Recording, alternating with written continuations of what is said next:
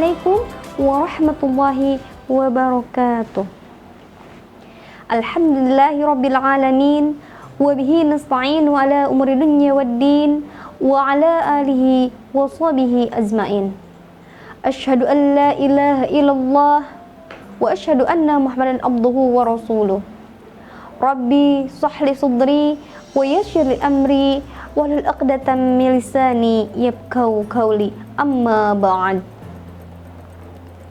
Segala puji hanya milik Allah, Zat Ilahi Rabbi, segala zat yang maha Ghafur, zat yang maha syukur, yang telah memberikan beribu-ribu nikmat yang tidak terukur.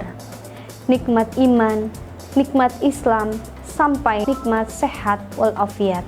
Seandainya lautan di muka bumi ini Allah jadikan sebagai tinta, lalu pepohonan-pepohonan Allah jadikan pena, dan dedaunan Allah jadikan kertas, niscaya ia tidak akan cukup untuk menuliskan nikmat-nikmat yang Allah berikan kepada kita.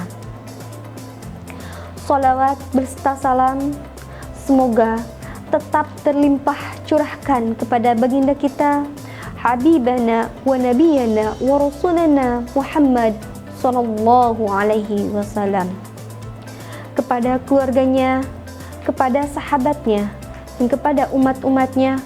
Mudah-mudahan kita semua mendapatkan syafaat di yaumil akhir. Amin ya Allah ya Rabbal alamin. Anak-anakku yang soleh dan solehah, alhamdulillah pada kesempatan ini kita bisa menjalankan ibadah puasa dalam keadaan sehat.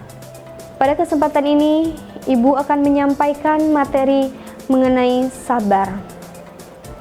Banyak ulama yang menasehatkan bahwa musibah dan cobaan yang menimpa hendaknya dihadapi dengan sabar. Sabar berasal dari kata sobaru yasbiru dalam bahasa Arab yang artinya menahan. Sedangkan secara istilah, sabar berarti menahan diri dari hal-hal yang tidak disukai dan dianggap sebagai kesulitan. Syekh Muhammad Nawawi Al-Bantani menuliskan hadis Rasulullah SAW tentang 4 macam sabar, yaitu sabar dalam menjalankan ibadah fardu, sabar dalam menghadapi musibah, sabar dalam menghadapi gangguan manusia lain, dan sabar dalam kefakiran. Sabar dalam menjalankan kewajiban adalah taufik. Sabar dalam menghadapi musibah berpahala. Sabar dalam menghadapi gangguan manusia lain adalah cinta. Dan sabar dalam kefakiran adalah ridho Allah Ta'ala. Dalam Quran surat Al-Baqarah ayat 153, A'udzu billahi minasyaitonir rajim. Bismillahirrahmanirrahim. Ya ayyuhalladzina amanu ista'inu bis-sabri was-salah. Innallaha ma'as-sabirin. Hai orang-orang yang beriman, jadikanlah sabar dan sholat sebagai penolongmu. Sesungguhnya Allah berserta orang-orang yang sabar. Yang pertama, sabar dalam menjalankan yang fardu. Bagi umat Islam, segala aktivitas di dunia adalah ibadah. Karena ibadah itu ada yang termasuk ibadah mahdhah, ada juga yang termasuk ibadah ghair mahdhah. Ibadah mahdhah, ibadah yang langsung berhubungan dengan Allah. Sedangkan ghair mahdhah, ibadah yang tidak langsung berhubungan dengan Allah. Beberapa di antaranya diwajibkan oleh Allah yang dihukumnya fardu. Misalnya, sholat 5 waktu, puasa wajib di bulan Ramadan, zakat, menunaikan ibadah haji.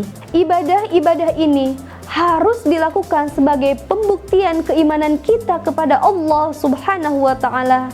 Namun, ibadah tersebut tidak lepas dari kesulitan yang dihadapi saat menjalaninya. Misalnya, saat kita melaksanakan ibadah sholat fardu, tentunya kita harus mengalahkan kegiatan-kegiatan duniawi sehingga bisa memenuhi panggilan Allah untuk beribadah kepadanya. Kemudian saat menunaikan ibadah puasa Ramadan, kita harus bersabar untuk menahan hawa nafsu agar bisa melaksanakan ibadah puasa wajib secara sempurna. Tentunya ini bukan hal yang mudah. Menahan hawa nafsu itu membutuhkan pengorbanan dan kesabaran yang sangat luar biasa. Sedangkan zakat dan ibadah haji membutuhkan kesabaran untuk merelakan harta yang telah kita kumpulkan dengan jerih payah dan keringat. Apalagi untuk sekarang ini, ibadah haji menunggu beberapa tahun untuk berangkat. Kemudian yang kedua, sabar dalam menjalani musibah. Musibah bisa datang kapan saja dan bisa datang kepada siapa saja. Baik itu musibah yang berskala kecil maupun musibah yang berskala besar. Seperti bencana alam, apalagi sekarang ini banyak sekali terdengar musibah-musibah yang begitu besar. Manusia harus yakin bahwa musibah juga merupakan bagian dari ujian yang diberikan Allah Subhanahu wa Ta'ala kepada hambanya. Musibah merupakan bentuk lain dari tanda cinta Allah kepada hambanya. Seperti dalam Al-Quran, firman Allah Subhanahu wa Ta'ala, surat At-Taghabun ayat 11. A'udzu billahi minasyaitonir rajim. Bismillahirrahmanirrahim. Ma asaba min musibatin illa biidznillah. Wa may yu'min billahi yahdi qalbah. Wallahu bikulli syai'in alim. Tidak ada suatu musibah yang menimpa seseorang kecuali dengan izin Allah. Dan barang siapa yang beriman kepada Allah, niscaya dia akan memberi petunjuk kepada hatinya. Dan Allah Maha mengetahui segala sesuatu.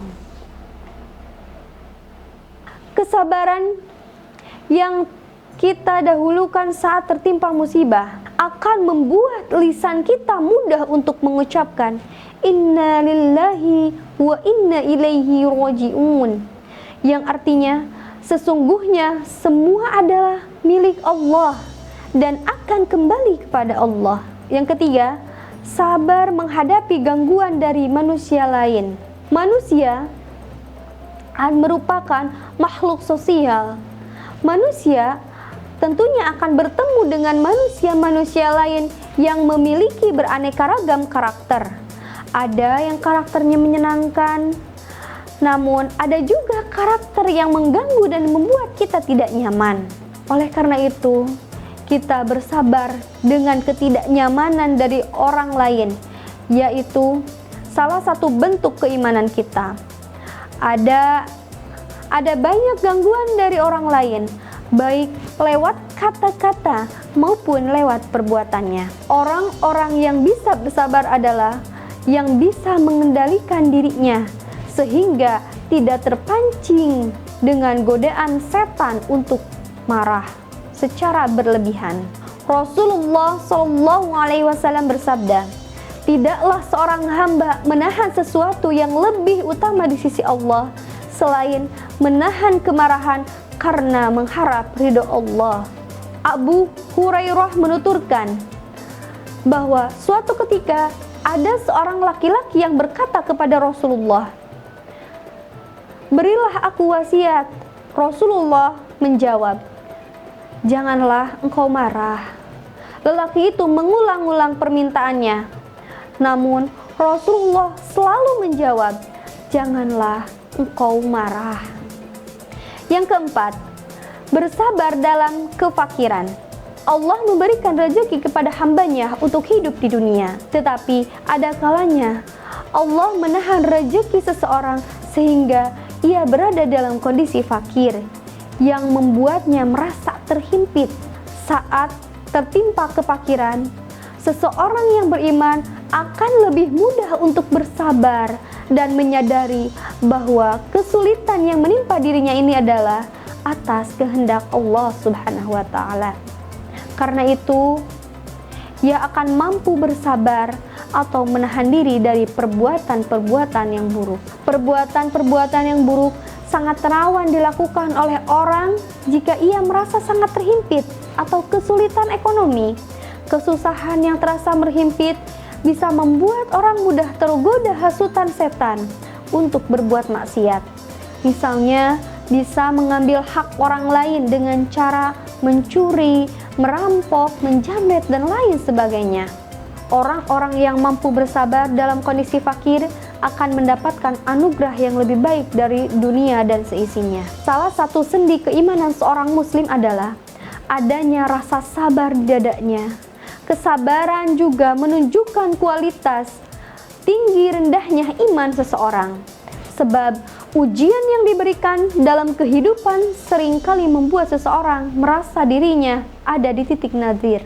Menurut Kiai Muhammad Kamaluddin Al-Maulidi Abdullah, ada dua kekuatan yang bersemayam di dalam psikis manusia, khususnya untuk yang beriman.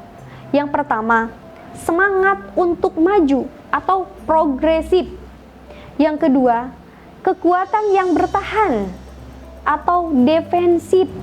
Pada hakikatnya, rasa sabar terletak pada semangat progresif sekaligus defensif. Kesabaran dapat dimanfaatkan bagi diri dan lingkungan, sehingga misalnya orang tidak gegabah dalam melampiaskan tekanan. Kesabaran pun dapat menjadikan strategi defensif, yaitu menahan diri dari hal-hal yang membahayakan.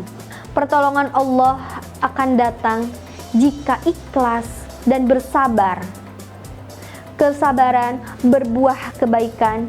Jangan berputus asa dalam ampunan Allah Subhanahu wa Ta'ala yang telah menjadikan sabar berdekatan dengan kemenangan.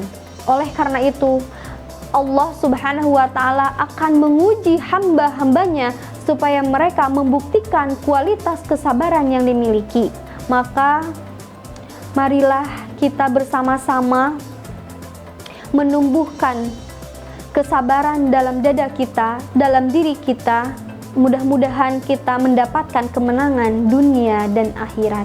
Mungkin itu saja yang dapat Ibu sampaikan. Mohon maaf atas segala kesalahan. Wabillahi taufiq wal hidayah, waridha wal inayah. Wassalamualaikum warahmatullahi wabarakatuh.